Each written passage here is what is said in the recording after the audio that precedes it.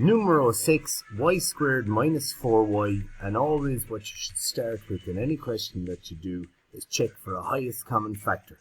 So as you can see here, we've got the number 1 in front and a 4, so the highest common factor is a 1, which technically you're taking out anyway. So it doesn't really make any difference there to us. But what about the letters? We've got a y squared and we've got a y.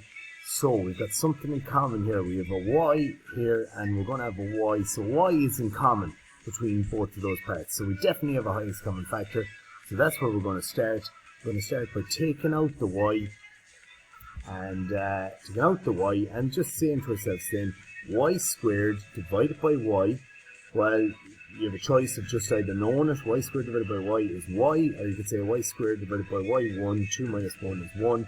And then you have minus 4y divided by y, giving us minus 4, and that is highest common factor, easy peasy.